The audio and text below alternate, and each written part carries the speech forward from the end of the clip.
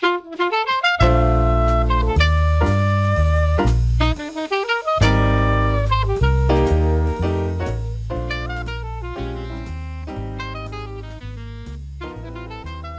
what's good, Jazz fans? Welcome to Jabber Jazz, your home for ad-free, fan-driven Utah Jazz basketball content with an analytical emphasis. I'm your host, Adam Bushman. You can find me on Twitter at Adam_Bushman. And today we're bringing you yet another draft preview for this summer's 2023 NBA draft. And to do so, we have a special guest on who's going to be presenting his big board. We have AJ with us. He is a Jazz fan and a Cam Whitmore unapologist. AJ, how's it going, man? Thanks for coming. Doing pretty good. Thanks for having me on. Yeah, it's going to be great. We're going to dive into his big board, which he updated for us over the weekend. Go into the different tiers, prospects, and really kind of just update the fan base on where things kind of sit from AJ's mind into what the Jazz might be looking at as far as needs and as far as the players that might be available at the various picks that we have here in the draft. If you like what we're doing here at the Jabber Jazz podcast, please consider subscribing either on your podcast app or if you're watching on YouTube, please give us a subscribe there. Follow us on Twitter at Jabber_Jazz. And all those things will help kind of support this endeavor and get you more Utah Jazz content that's fresh, exciting, and also from a fan perspective. So without further ado, let's Jabber Jazz.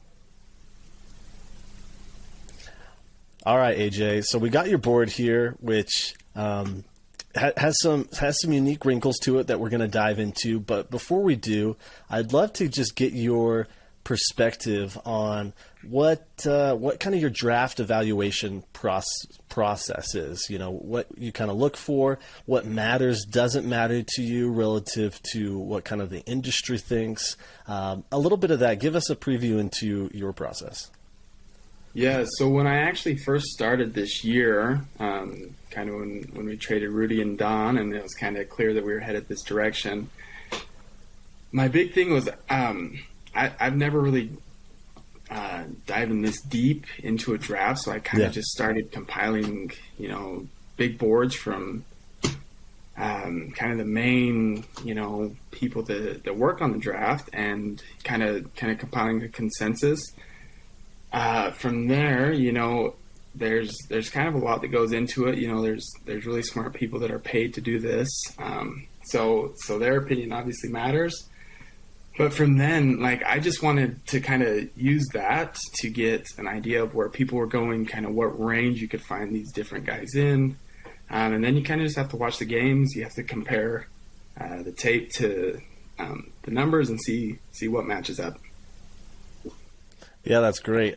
I mean, you mentioned how interesting of a process it is, kind of comparing what's already out there, crafting your own narrative and interpretation of what the film and the stats kind of say.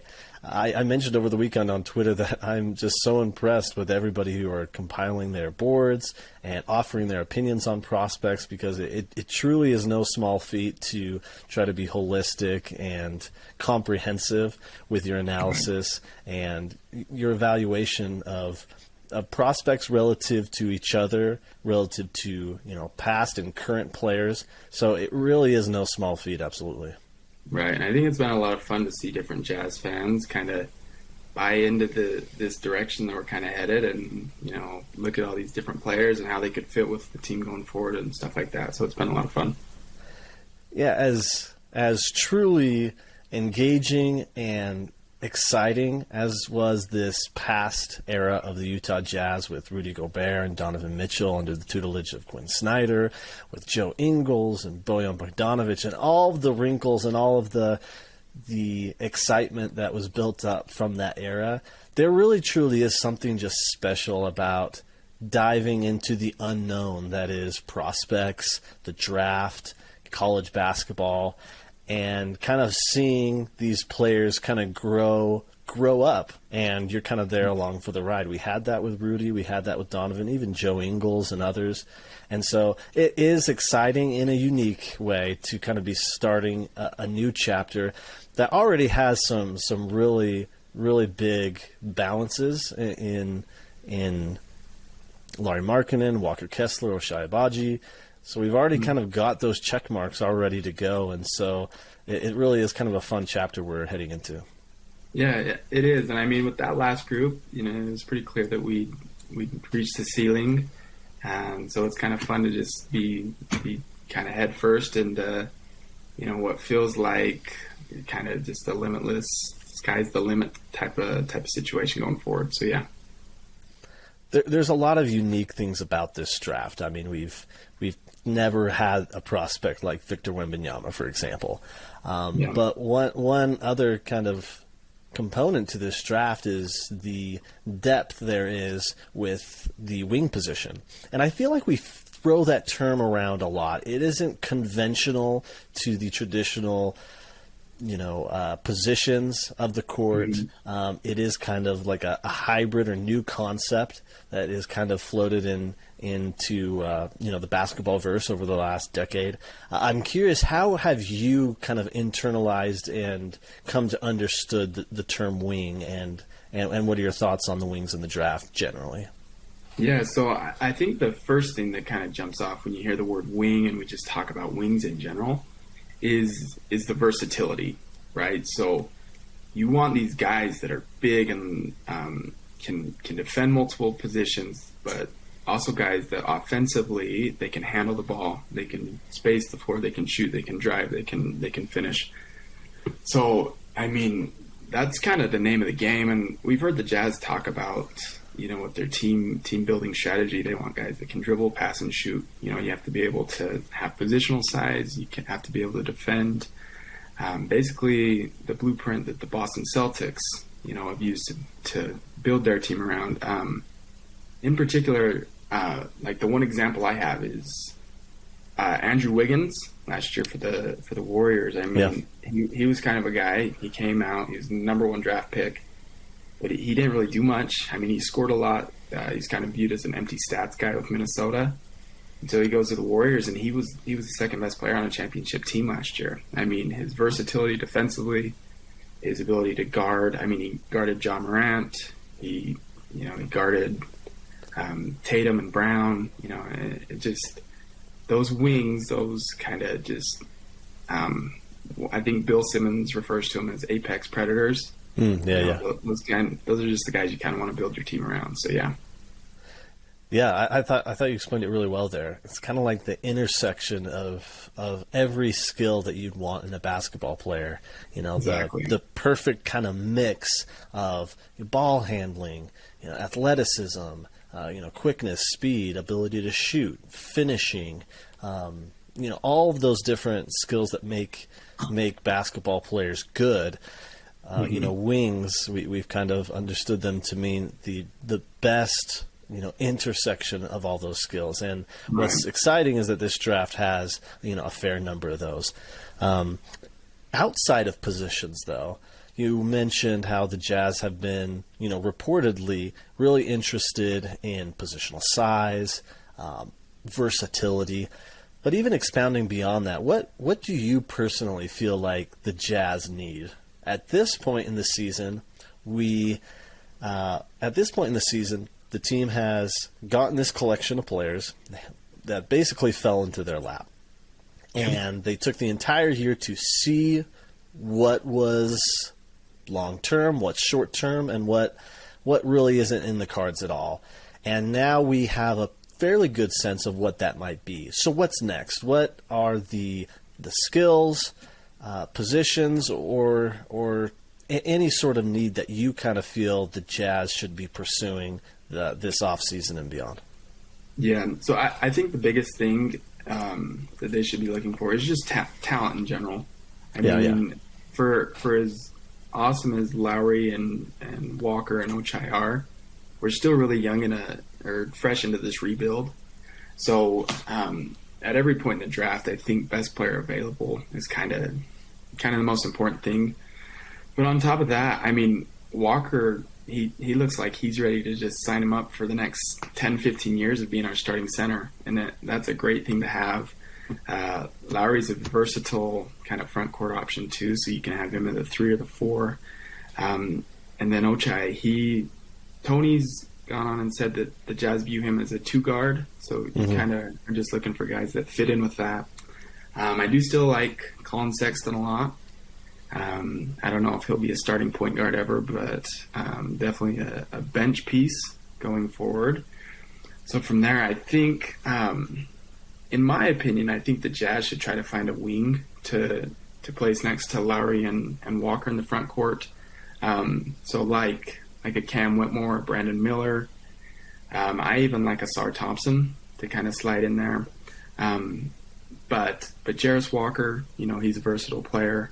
A lot of Jazz fans really love Taylor Hendricks out of UCF. I'm not quite there as much, but he's a guy that I think could fit in there, even if it's not a perfect fit. But yeah, and then I also think the Jazz just need a real point guard, a connector, someone who can get the Jazz in their offense, get them in their spots, and distribute. Because Walker, Lowry, Ochai, none of them are really ball in hand creators. So you kind of need a guy that can do that and take the pressure off of them in that way. Yeah, I love that. I've been pretty open, especially on Twitter, about my views of what the Jazz need to pursue. Yeah, and I think I've kind of boiled it down to we need some passing, we need defense. I think we've learned from our mistake of having a generational defender who guards the rim, and that's where they're most comfortable, and then everybody else kind of just tries to do their best, but they're offense-oriented players. I think we've learned our lesson there. That scales extremely well for the regular season. Come the playoffs, that can be exposed. Now, I do think Walker Kessler has some tendencies and some ability to guard on the perimeter, but Rudy Gobert was really good at that, and that really wasn't the problem. And so I feel like defense throughout the lineup is an important thing that the Jazz need to bake into their roster building going forward. And then finally, passing. Lauri Markkanen and Walker Kessler are just elite finishers. They are just so good at finishing off of a created advantage. And so I think if we can land some players that are really good passers who can get them the ball in that advantage, that could really benefit us going forward. That's kind of what we've been missing quite a bit with Mike Conley having been traded to Minnesota. When Kelly Olynyk's out of the lineup, there's just a lot of players whose tendency is to use the possession themselves, as opposed to finding who has the advantage and delivering the ball to them. So those are kind of the things that I've identified as what we should be going after. Totally agree. Yep. So let's dive into your board then, shall we? Let's do it. And first up, we have Victor Wembanyama, number 1. He occupies tier 2, not alone. This is probably the first big surprise, not alone, but with who you have number 2, Scoot Henderson. These two occupy your tier 1. And I'd like to start here because this is a little bit unique. Most people have Victor on an island, and then Scoot either maybe in a tier by himself, maybe with Brandon Miller or the Thompson twins. So this is a little bit unique. So I'd like you to dive into what you think on this subject. And is it something you're missing from Victor, or is it something that you've really just seen with Scoot? Yeah, and so I should probably specify this a little bit better. I do think I think Victor's the clear number 1 pick. I don't think there's any competition for that. But on the same hand, I think Scoot's number 2. Unless like Detroit gets the number 2 pick, I think that Scoot should just be locked in at 2 because he's a special prospect.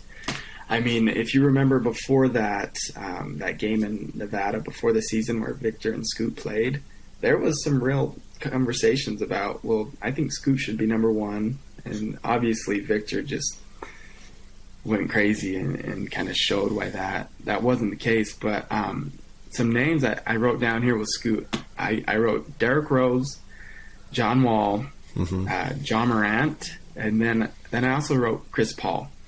And the reason I did that, so a lot of people compare him to these just like uber athletic, guards who can just get to the rim, finish, but kind of struggle to shoot, and that's true with Scoot. He is just a point guard that's wise beyond his years. Like, he is so poised, he's so in control, he gets to his spots. His jump shot looks good too. There's nothing wrong with his jump shot as far as form. Gets to his spot, he elevates, he hits his shots. So I just think, people who, have wanted to rise or have Brandon Miller rise above Scoot have just probably gotten a little too cute. I mean, Scoot's played in the G League, so he hasn't been as in the media. I'd say he hasn't been as mainstream as kind of the college guys. But I have no doubts if he was playing college basketball, he would have been the best player in college basketball this year.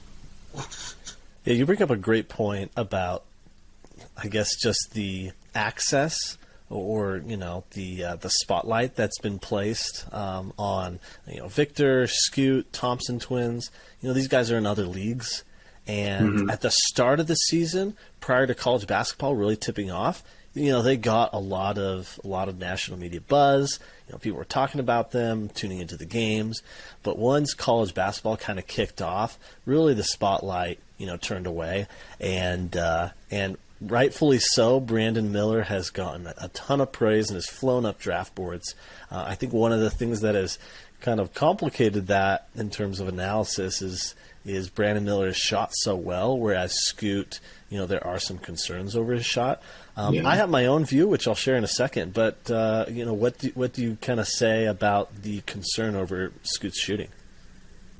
It is a concern. You would like to see him kind of take a step forward. I mean, I've got some numbers. He was at 30% from three this year, which isn't a good number. 76% on free throws, so probably maybe slightly below average. But like I said, the shot looks good, and I'm not going to penalize him because compared to some of these guys like Amen Thompson, Asar Thompson, he's playing against much steeper competition.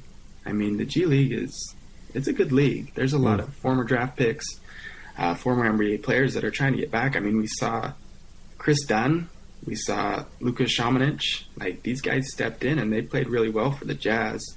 And Scoot Henderson he's averaging 18, 6, and 5 against pros. And I think these high level repetitions of in game, coming off a screen, rising and shooting. And the other thing, he didn't have many catch and shoot threes. I don't have the number pulled up, but 60% of his threes were off the dribble. So I buy the shooting. I don't know if he'll ever be like a 38% shooter, but he's someone you're at least going to have to guard. Yeah, in my opinion, he's going to be a perfectly league average shooter. I see the form. I buy the form. I think maybe in that rookie season, he continues to adjust to the distance from three. In unique and different situations where it's catch and shoot, maybe it's off of screens, or maybe it's rising and firing over better defenders. I think he'll adjust to that. I think long term he's going to be a perfectly average 3-point shooter. But he really is prolific in that mid-range, and the shot looks good. It's smooth, and he gets it off with a lot of room and really tight form. So I don't have as many problems with the shooting, and that's why, in my opinion, he's so high up on the boards, because pretty much in every category, I think he's got such a solid foundation. And then there's some things that he's just crazy elite at. And I mean, some people are also a little concerned with his size. I mean, he's 6'2", which doesn't really fit the Jazz kind of motto of wanting plus size at every position. But similar to Donovan Mitchell, he has a really long wingspan. I mean, so he's only 6'2", but he's got like a 6'9" wingspan. And he looks like Ray Lewis. He's built like a linebacker.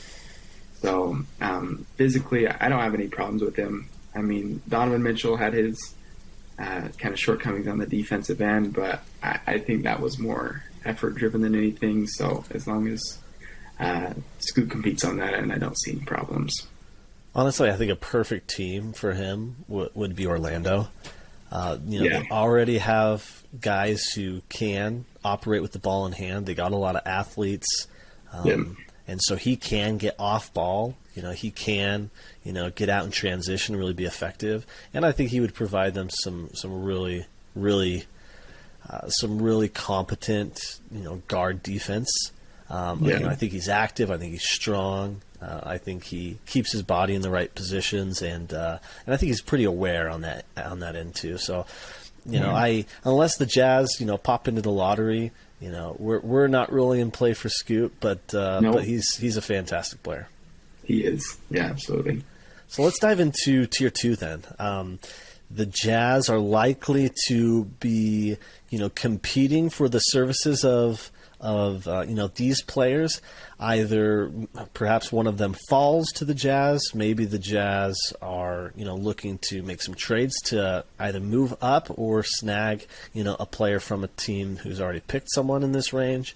But this is one of the most intriguing ranges for sure. And it's really interesting how people kind of define the tier, where it starts, where it kind of cuts off, that type of thing.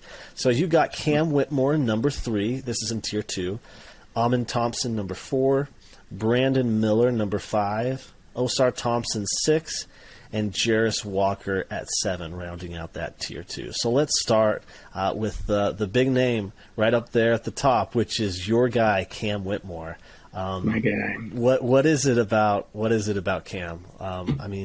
He kind of had an underwhelming year. Started off that season with that injury, kind of underwhelming. Villanova really underwhelmed.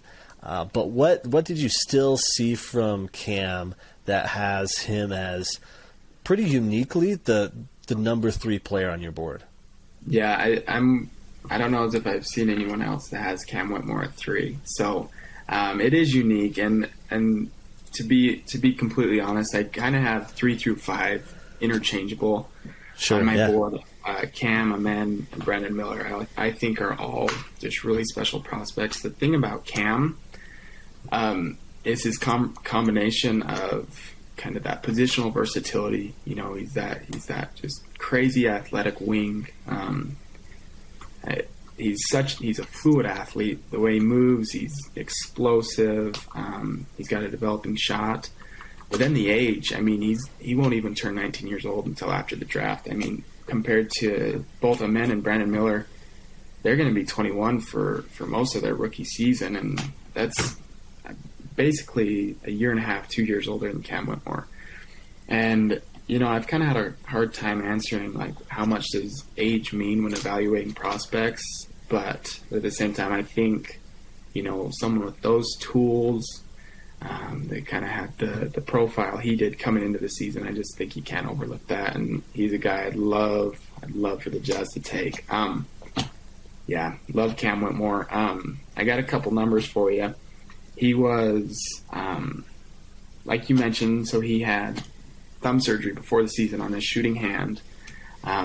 Over the final 20 games of the season, he was at 37% from three-point land, though, which I think is a really encouraging number. A lot of people kind of will question his shot. And a lot of those are off the dribble, too. He's pulling up himself. He's not getting a catch and shoot in the corner. A lot of those are on the pull-up. So, that's a great number. Kind of self-creation. He loves his step back going left. In the summer, before college started, he played for Team USA in kind of the FIBA USA qualifiers, where he was the MVP. He was on a team with Anthony Black, Gigi Jackson, Khalil Ware. He was the best player on the team. 19, 6, and 2 per game. He shot 46% from 3. So there's just a couple of markers. I do really buy his shot. I think he's going to be a good shooter. I think he's going to be a willing shooter, kind of like we talked about with Scoot. I like guys that are willing to take shots, that are willing to miss, and I definitely seen that from Cam.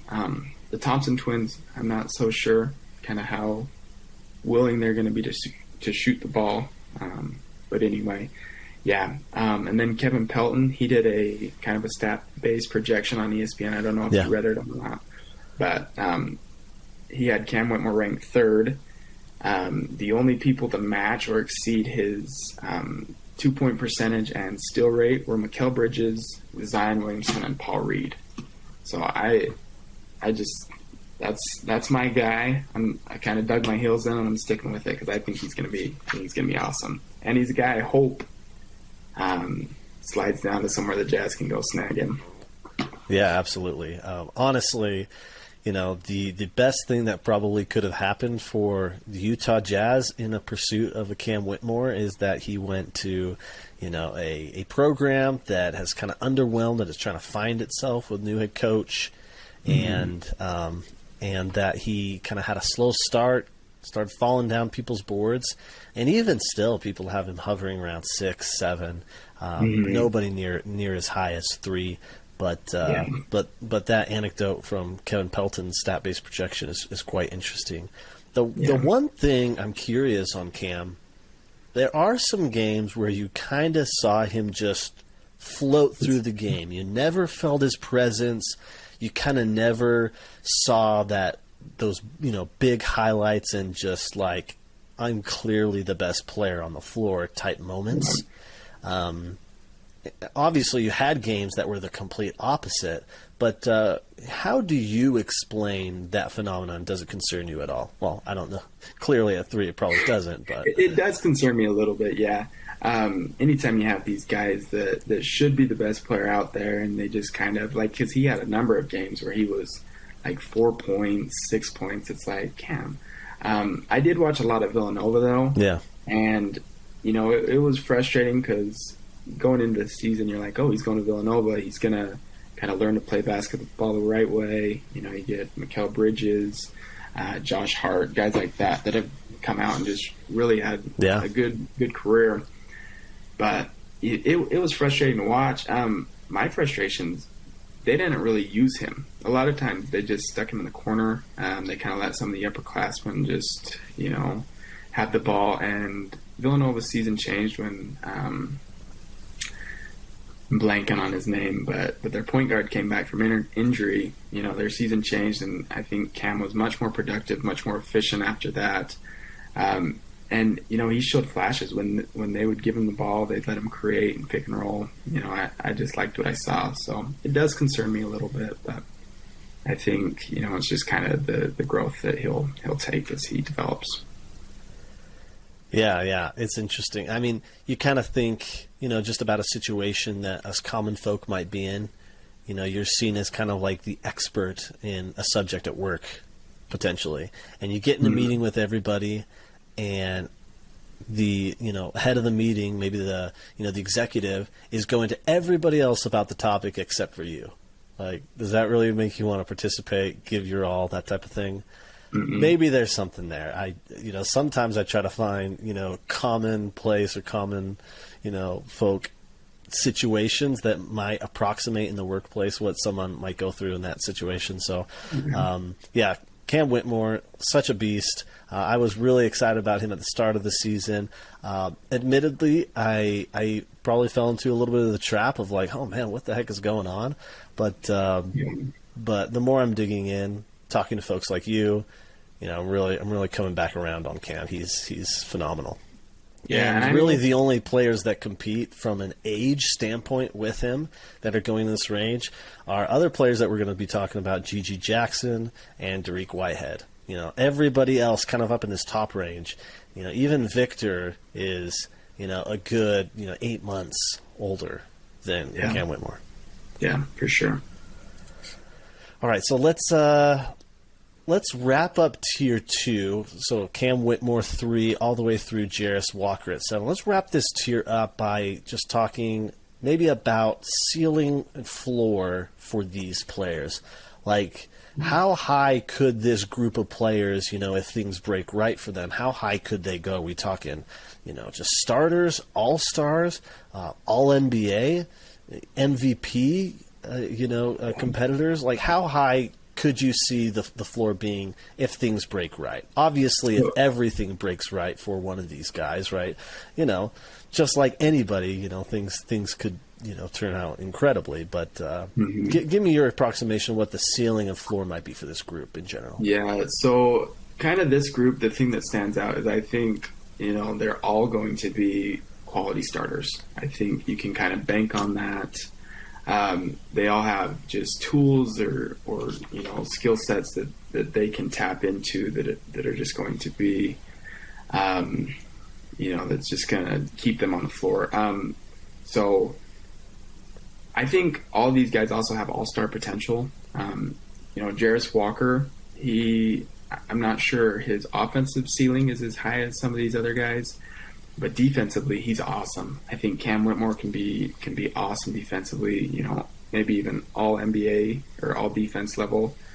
Same with the Thompson twins. They're going to be awesome defenders. Brandon Miller, I'm a little lower on him defensively than others. I think he'll be fine. He's a wing. He's long. He's lengthy, but I don't know as if he'll ever be a lockdown guy. But offensively, he's got some tools that can kind of get him to all-star level too.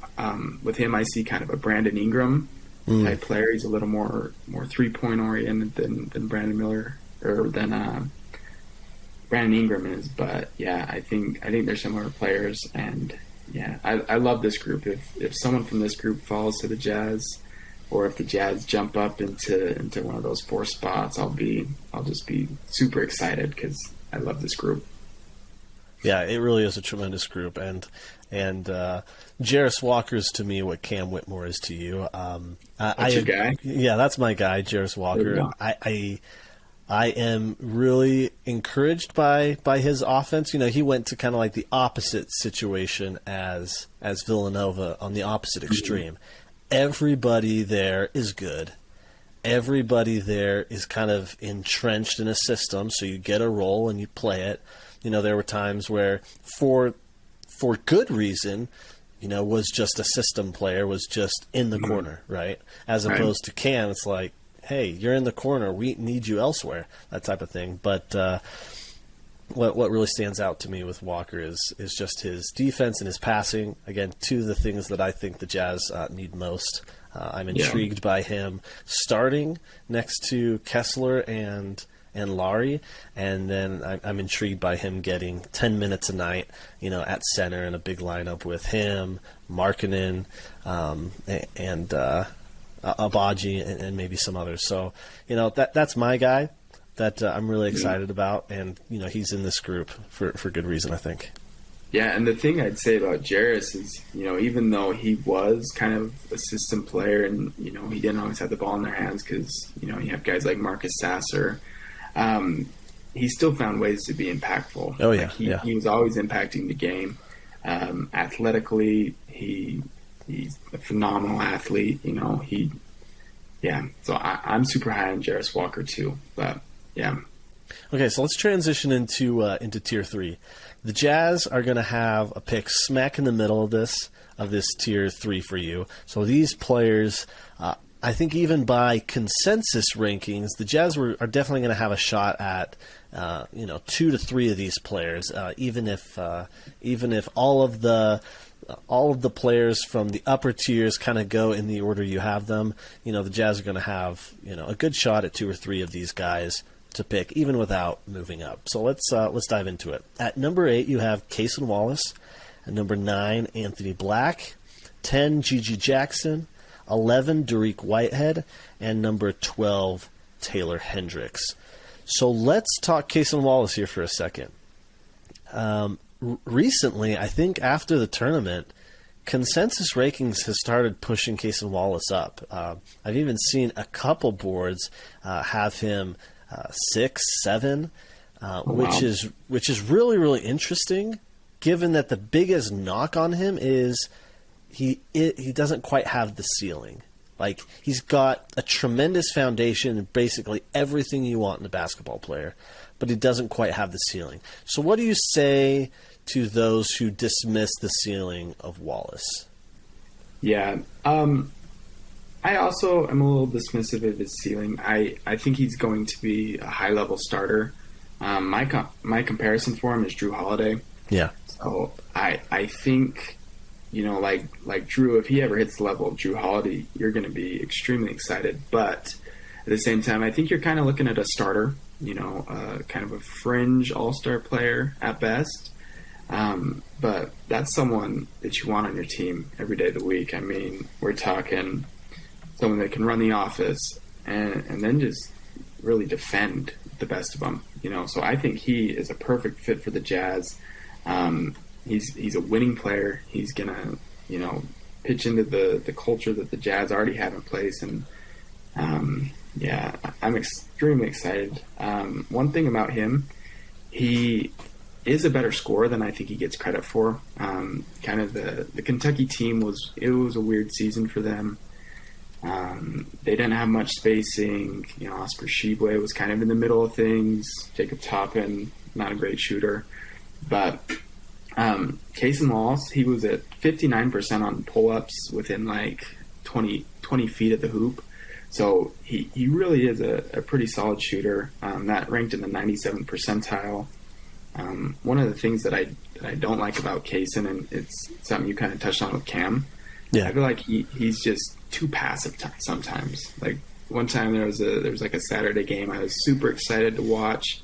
I think he took like 4 shots and scored 2 points. And so that's something, it's kind of something we've knocked Lauri Markkanen for a little bit earlier in the year too. Yeah. Like, dude, go assert yourself. Assert yourself. Put your stamp on this game and let's go. But I actually thought he did a tremendous job of that last game of the tournament against Kansas State. Yeah. He was like taking over on both ends, and I was really excited to see that because I think it really showed, oh, hey, yeah, we throw around Marcus Smart, Drew Holiday comparisons. Okay, he's showing it in a pretty big game right now. Almost, beating Kansas State. And that's what you want to see from him, right? It's like, why didn't you show this every game? But it's nice to see that he can do that and the skills that he has.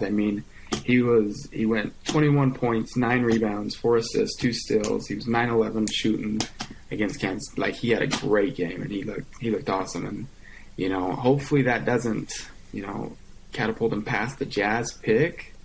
He might be the guy at 8, depending on where things fall. But I really like Case, and I really like Anthony Black too. But they're similar players for me. Do you buy the Kentucky bump? The idea that Kentucky guards are really just put into kind of like a system, and that John Calipari maximizes their production for the team, but not representative of the player themselves. Then they get to the NBA and they show more. Do you buy that? Oh, absolutely. I think it's hard not to. I got a list of names. We got Emmanuel Quickley, Tyler Hero, Tyrese Maxey, De'Aaron Fox, Devin Booker, Shai Gilgeous-Alexander, Jamal Murray, Shaedon Sharpe, John Wall.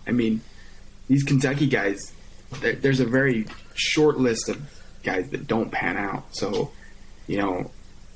rule of thumb, just draft Kentucky guards because more often than not, they're going to hit and hit big. So, I buy that. Yeah, so this Drew Holiday comparison, it sounds super lofty, right? 2-time All-Star. He's been an all-defense player. He was the 3rd best player probably on a championship team. I honestly don't think we could put him ahead of Chris Middleton after what Chris Middleton did. Especially in the absence of Giannis in that Eastern Conference Finals to propel Milwaukee. But so that's pretty lofty. But if you buy the Kentucky bump and you kind of buy, that he's got a foundation in every skill set that you want, and physically he's already at, the Drew Marcus Smart level, I don't know that too much has to go right for him to kind of be at that level. Like, I kind of put it as like 75th percentile outcome for Kaysen. So 75% of things, go right for him, then, he's kind of at that level. I don't know. I feel like that could be, and that's deserved, in my opinion, probably of a top 10 pick. Yeah, absolutely. I think he's definitely deserving, given the questions of some of these other guys. I think there's probably guys below him that could have a little bit higher ceiling if you buy a perceived ceiling for guys. But at the same time, if you're just offering me a starting point guard for the next 10 years, I'll take it, because it's kind of similar to the Walker Kessler thing. I don't if you're looking at Walker Kessler in the draft right now, would you say, well, he's probably not an All NBA guy, so does that bump him down because he's going to be, fringe All-Star, great starter for the next 10 years? So, yeah, I really like Kaysen. Yeah, sometimes we do get infatuated with, oh, hey, is the ceiling high enough? When, honestly, as you're starting to get further and further away from the top end of the lottery, it gets more and more just a crapshoot, and you're trying to find one guy in every 7, and, someone who's just at such a foundational level, in everything, to be a starter for 10 years, that's... You can't undervalue that type of probability. So let's go through the next couple of guys here in Tier 3. You talked about Anthony Black. You really like him. I also really like him too. We won't spend too much time on him. G.G. Jackson. He's a guy who, very differently from Kaysen and Jarris, who went to situations that were good for the team, didn't showcase their skills, and also different than Cam Whitmore, bad situation where he couldn't show his skills. Gigi went to South Carolina, bad situation, bad team, but he showed all the skills. He showed everything he could do. So what did you like? What didn't you like? Yeah, I mean, Gigi, he's just an incredibly talented guy. He's another guy. I mean, he's younger than Cam Whitmore. He was the number 1 ranked guy in this upcoming class. So these guys that are about to go to college, and he reclassified. And I think going to South Carolina was probably a mistake for him. Maybe not. Maybe in a couple of years we'll see that, the development he made was beneficial to him. But that team was a mess. He kind of showed some signs of immaturity. But yeah, I mean, he's a really talented guy. With him, you kind of have to dig past the numbers and just trust your eyes with him, because the way he can create space, the way he can create off the dribble, knock down shots, I was really encouraged by how good of a shooter he is. But yeah, Gigi, it's kind of I could see him being out of the league in a couple of years, and I could also see him being an all-star in a couple of years. Like, he's just an extremely talented guy. And, that creation from a forward spot's rare. So my comparison, if things go right, I try to think of comparisons in, hey, if things go right, if things kind of go average, and if things go bad, like, who are they? That type of thing. If things go right, I think he's Chris Middleton, basically. Yeah. I can see the way that. he operates in the mid-range, the way he generates space, that type of thing. I totally see that for him. I really like Gigi.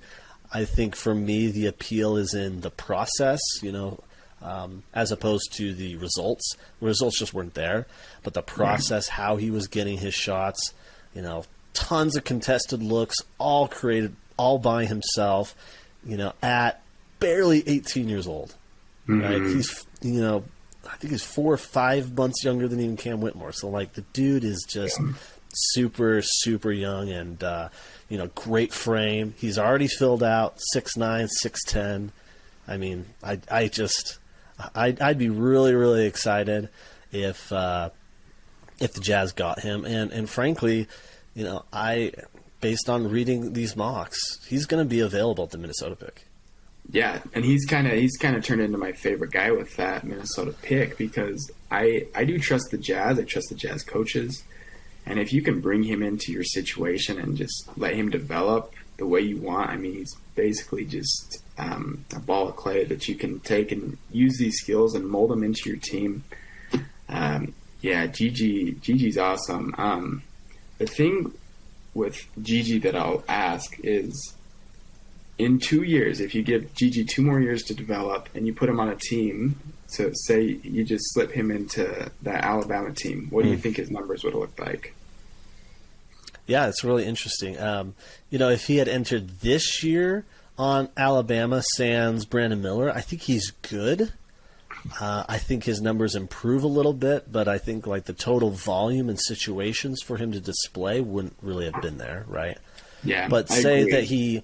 that he moves from South Carolina, this year, goes to Alabama, and he's on Alabama next year. I think he's a monster. Yeah. I think he would be a monster, and there's already people who said if Gigi had stayed for next year, he'd be the number 1 overall pick. Right. That's what I've seen, that because next year's class is already perceived to be pretty weak, and he was the number 1 guy in the class. So another way I look at it is with that Minnesota pick. I mean, there's a chance that we won't keep our own pick next year. So I mean, if you just take a swing on Gigi, he doesn't really play much this year. He's in the G League. It's basically like you're getting a possible lottery pick again next year with Gigi. So I love the idea of taking Gigi and just even if things don't break all the way right, you're still getting an incredibly talented player at a premium position. So. Yeah, absolutely. And even if he struggled the entire, so I know some people are like, oh, he could be out of the league in 3 years. I personally don't buy that because he just barely turned 18. I mean, we're seeing. I actually did said that, but I agree with you. Yeah, we're seeing players as just brutal and terrible performance-wise who have missed entire years, like James Wiseman. People are still trading assets for him.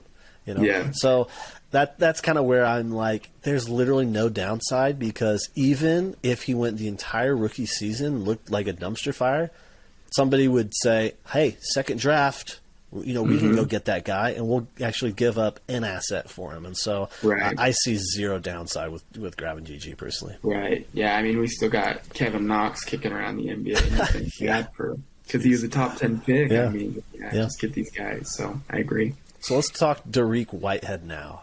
This is another guy, just like Gigi, just like Cam Whitmore. He's already filled out. He's 6'7", 6'8". He's super young, 18 and a half. And he went to a loaded team at Duke and underwhelmed a little at the start. Really came on strong late, but really wasn't the player people thought he would be. So break down Dariq Whitehead a little bit. You have him here at number 11. I don't remember from consensus, but I believe consensus he was, in the back end of the teens, start of 20s. So this is a pretty big leap, and I'd love for you to explain it.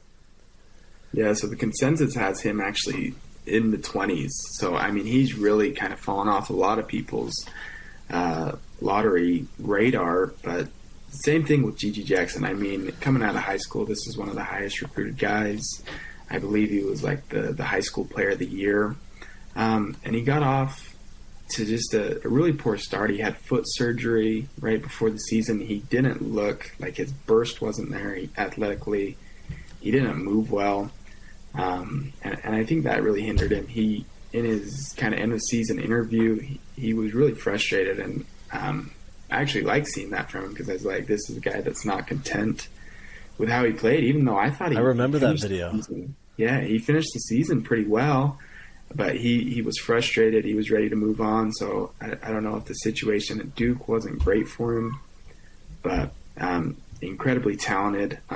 He's a shot creator. He can pull up from anywhere. He loves every shot, and he really can shoot the ball. He was at 43% on the year from three for Duke. And this was without his legs for most of the year. I mean, he looked slow. He looked kind of lethargic. He had like 2 dunks, I think I saw. Like it was just a really rough year for him. But I think he's a guy, if he gets healthy, if you can give him some time to get right physically and just keep working on his body, that those tools kind of, and the upside with him outweigh kind of the safe or the outcomes of some of the guys that got below him. Yeah, I think his shot is so nice. His shot is so nice. Pure. Yeah. I mean, you just watch highlights. I mean, especially in the tournament, he was really coming to a shot. And I think immediately he's probably A.J. Griffin. A.J. Griffin went 16th in last year's draft, fell a bit again at Duke. Again, was a pretty highly recruited guy. struggled, kind of, put into, a role. Drafted to, pretty loaded Hawks team, so we thought, carved out time, really, really started performing very, very well. And I think the Ringer did a redraft, and they had him going like 8 from last year's draft. And so I think immediately he's AJ Griffin. Physically and like from a athletic standpoint, I think there's even more to plumb there, and I think that's kind of to what you're speaking. You go back and look at the high school tape; he looks like a completely different player than what he showed at Duke. No, I encourage everyone to go watch Derek in high school because he could get his shot from anywhere. He was driving past people. He's dunking on people. I'll post a video of him dunking on Grady Dick for a Jazz fan on Twitter. I like that one.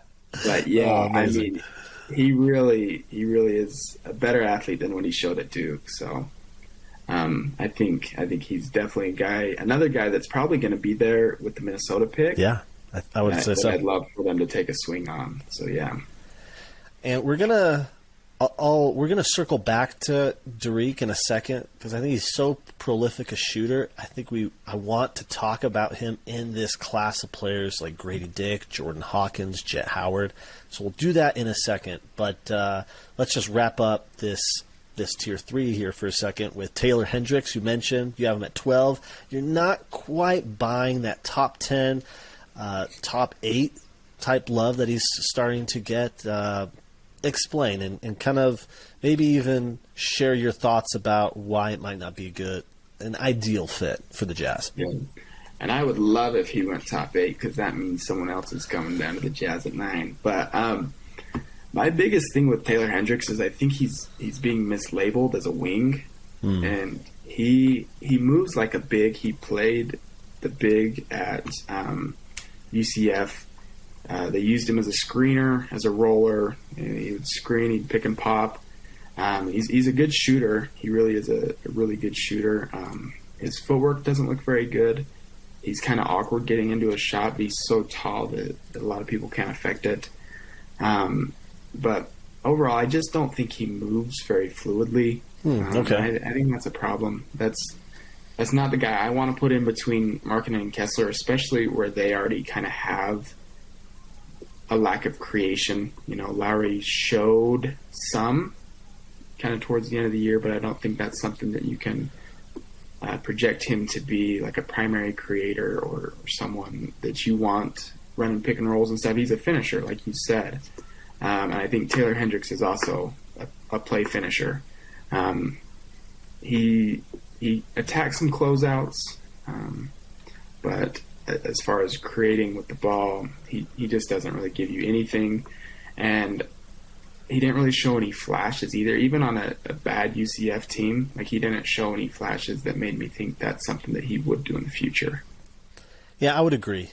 Definitely a play finisher. What I do like about him is his ability to play above the rim and then space out to the 3. Right? Yeah, I think he can pick and roll. I think he can pick and pop. I think he can, switch out onto the perimeter and hang out for a good while before, starting to, rotate back into the paint, which is nice. If the Jazz selected him, I'd be pretty excited because I think he would be an ideal 28-minute a night combo 4-5. Backing up Kessler. You could put him on the floor with Kessler for a little bit in stretches. He could play right next to Markkanen when Kessler's on the bench, that type of thing. I think that it would really solidify front court defense and shooting. I think it would just be insane. But you're lacking a lot of that creation. You're lacking passing. You're lacking, some wiggle, some handle, right? And I get that, he has all those things. Okay, he's going, top 8. But he may go top 8 anyways, and those are some things he's missing. Not saying he can't develop them, but... Yeah, and even defensively, he's a really good defender. He can, if he gets switched onto people, he can slide his feet well. He's a good rim protector. But he's not someone that you're going to put on the opposing team's best player. He's not, he can't guard. Maybe he could guard Kawhi Leonard, but he's not going to be someone that you're just going to put on a guard. Like the Jazz would just throw Royce O'Neal at everyone's best player, regardless of position, and Royce just couldn't keep up with the guards. Yeah. And I think Hendricks is the same way. So like he's got a lot of versatility in the front court. And I do agree, if you have a three-headed monster of Markkanen, Kessler, and Hendricks, that's a great place to be. But as far as when you're building a team and you want your 5 best players on the court, I don't know as if those 3 fit perfectly. Yeah, I think it would be awesome, but you need a really, really talented passing guard, and you need that takeover wing. And then I think it works out almost perfectly.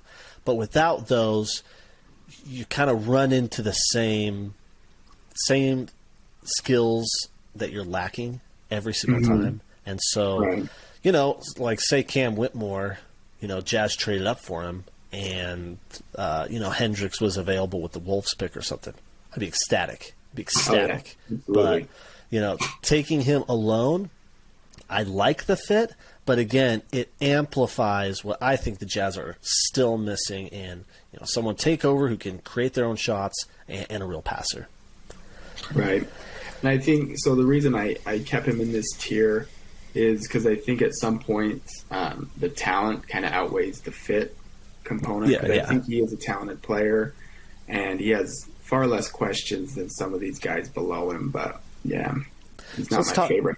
So let's talk tier 4 quick. This is kind of made up of a lot of those shooters that we were talking about. So you have Nick Smith Jr. at 13, Jet Howard 14, Grady Dick 15, Jordan Hawkins 16, Keontae George 17, Jalen Hood-Schifino 18, Bryce Sensabaugh 19, Chris Murray 20. So that rounds out tier 4. So we've got a few shooters in here: Jet Howard, Grady Dick, Jordan Hawkins, and then you, as a reminder, you had Derek at 11, separated by a tier. How do we go about differentiating all these shooters? Each one, in my opinion, are just crazy, crazy elite shooters, like really, really prolific. And not just stand still, catch, and shoot, right? Like they've all got a little bit different. I think, Jordan Hawkins is incredible at movement shooting. I think Jet Howard kind of has the best balance of standstill and movement. I think Grady Dick is excellent standstill and off of those, curl screens, for example. So how do we go about differentiating these, and which would have you preferred fit-wise for the Jazz? Yeah, I actually totally agree with that. So I think Hawkins is the best movement shooter. He's kind of your Kyle Korver. Just running off of screens, and he can just get that ball up and shoot it accurately. Grady is he's kind of a catch and shoot guy. He doesn't really move a ton. He likes to have his feet set. But he's an awesome shooter. The reason I have Jet Howard above both of those guys is because he showed signs of creation that I just don't think the other two did. He, especially early in the season at Michigan, he started really hot. A lot of people kind of had him up in their top 10s at one point, and then he had an ankle injury and kind of fell back a bit. But he showed, just some self-creation. I think he can be a good secondary creator, kind of like a Joe Ingles was for the Jazz. And then he's just big. He's a lot bigger than Jordan Hawkins. The biggest concern with Jet, and the thing that I think keeps him from being in that tier above him, is his lack of athleticism. Yeah. I saw something, because when I last tweeted, I had him a tier up, and I saw something that he only had 3 dunks on the year. And that to me was a really concerning number for someone that's 6'8". So, and it's not like Derek, who showed it in high school, top of his recruiting class. Jet really wasn't even on the map. Went to play for his dad, and has gotten a real opportunity and showed he's a player. He's absolutely a player. Yep. But that lack of athleticism is hampering the defense. Dude doesn't rebound, stuff like that. But out of these 4, Jet, Grady, Jordan, and Derek, he easily has the best handle and more wiggle, shiftiness than any of the guys do. I mean, he has moves and he has counter moves, and none of the other guys have that. So it's pretty interesting. He's more of a guard than any of these other guys. Like he can handle the ball and create space, find open guys. But yeah, I agree. So do you like his fit, or I think you rank Jet highest out of these three. Derek is a bit higher, even more. But say that they're all just shooters, and you draft them to be a shooter. Maybe they plumb more. Which do you like the fit best for the Jazz? I do like Derek's fit the best, and that would be because of upside. I think Derek is also a guy that he can catch and shoot, but he can also get his own shot. I think that's valuable. Then I'd go to Jet. Same reason. I think he can do some stuff other than just being a shooter. Then I would go with Grady. I like Grady. He's a great shooter. I'm a little lower on him than a lot of people, just because I don't buy the defense as much. I don't think he's really going to be a guy that defends well. He's a good team defender. I mean, he's a smart kid, but I like him more than Hawkins because I like Grady's size.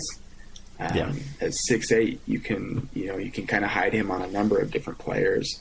And then Hawkins, we'll see what he measures in the combine. He looks small to me, but he's a fantastic shooter, and he's a guy that I think would fit great with the Jazz too. Yeah, Grady is a fantastic rebounder. The dude is really, really prolific at his position for rebounding. I also think he's pretty active, defensively with blocks, steals, that type of thing.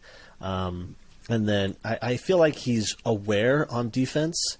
I think it might be an athleticism, maybe some agility stuff, to where he's not always positioned right, or he's a step late, that type of thing. But I think he's aware, and that's a good thing. He is. I like that about him. I think he's a better defender than Jet Howard is, but I would agree. He's not someone I buy the defense that much. All right, so that was Tier 4. We're going to talk Tier 5 really quick. You have at 21, Bilal Coulibaly. He's from Metropolitans 92, playing with Victor. Number 2, Ryan Rupert. Number 23, Colby Jones. 24, Maxwell Lewis. 25, Kobe Buffkin. 26, Noah Clowney. 27, Sidi Sissoko. And 28, Derek Lively II. The next picks that would round out the first round, are actually in AJ's Tier 6, and that Tier 6 stretches well into the second round. So we'll just cut it off here for Tier 5. Bilal Coulibaly through Derek Lively. So the one name that kind of sticks here that most fans probably don't know is Bilal. Just kind of give us the rundown. I feel like a lot of these names people have seen on mocks. I've kind of seen the highlights. But again, the spotlight was always on Victor early in the year. I mean, frankly, still is. And Bilal really hasn't kind of gotten shine or any of the buzz, kind of being in an international league under the thumb, in a way, of Victor. So give us a sense for Bilal, what you like about him, what's kind of the bill on him. So first and foremost is just his athleticism. He another just fluid mover. I mean, you can see when he gets out in transition, there's no stopping him, and he's too fast. He's too quick. He's a great jumper. His Euro step is awesome. I mean, his highlights just are really some of the best I've seen, and I do think actually playing with Victor's kind of helped boost his stock, because when I first heard about him, I was listening, they're like, yeah, and then there's this guy, Bilal Coulibaly, and he looks like he could be a draft pick too. And so he kind of burst onto the scene. I do think he's a guy that you'll start to see more of in mock drafts, kind of around that Philadelphia pick. Yeah. But he really is just a fluid mover. I mean, he's shown creation potential. He's shown defensive potential, and then he's kind of turned into a pretty good shooter for Metropolitan 92 as well. kind of as a role player for them with Vic, and he's knocked down some shots. His shot looks good. Defensively, he's just a good looking prospect. Yeah, from a measurable standpoint, high wingspan, weight, and just overall fill. Right, he's about the same size, wingspan, all these things of Sidy Cissoko, Leonard Miller. Right, so he's a nice, really big forward who's already filled out. He's not a bean puller or anything, and yeah, he's pretty interesting. Again, I believe, let's see here, he is just 18 and a half years old, so he's even a few months younger than both those two who are getting some shine in the G League. So right, yeah. definitely be watching him as he starts flying up boards. He's starting to get consistently mocked here in the end of the first round. He is, for sure. And I know a lot of people have their eye on Sidy Cissoko. I mean, you as well have him at number 27. So all these guys could be in play for that Brooklyn pick at the end of the first round, which would be really interesting. Yeah. And kind of all these guys, there's a lot of them in this group. Koulibaly, Rupert, Max Lewis, Noah Clowney, and Sidy Cissoko. They all are kind of this mold of just athletic, long, kind of raw, but have shown flashes. And so any of these guys that the Jazz can kind of take a swing on and bring into their system, I would love. I mean, we've talked about the defense that the Jazz need to add to this group, and I think all these guys have the tools to be really good defenders. All right, so that kind of wraps up the board for AJ here, and now I just want to give him a little bit of time to talk about the season. We kind of entered this year expecting kind of a tank fest. Turned out we were really good, and a lot of that I think we attributed to the veterans early. Then it turned out we were still good after trading them, which kind of points to it was probably Lowry and Walker all along who just made us so good. And then we're kind of settling here into the 9th pick, and we also are kind of seeing all these picks kind of shape out. So comment away on anything you kind of want to share about the team, the season, and any Jazz thoughts so far. First off, we got to start by saying we're Wizards fans.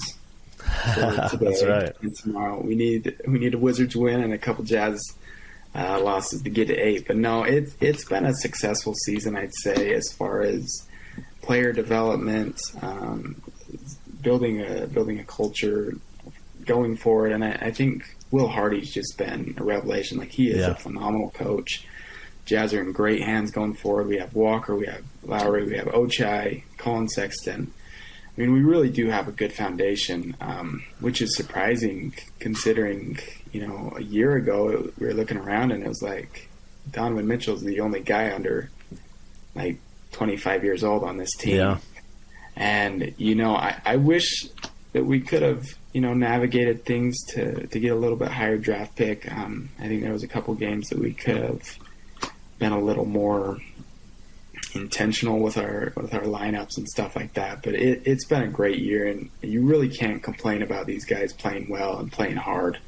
So it's been a great year. It's been fun.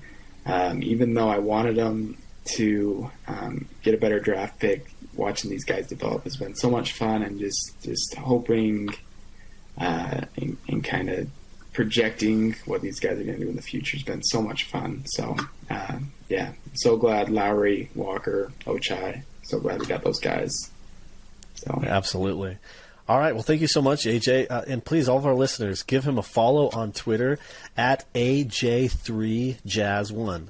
You can find him there. He's sharing a lot of draft stuff. Also, just a great general Jazz follow. We appreciate you coming on, man. It was so fun diving into your big board and just chatting prospects. It'll be really awesome to keep going as we get closer and closer to the draft. Yeah, I appreciate you having me on. It's gonna be a fun draft season. I don't know if we've ever had 3 picks, so it's gonna be a ton of fun. So yeah, thank you for having me on. I appreciate it, and yeah, thanks guys.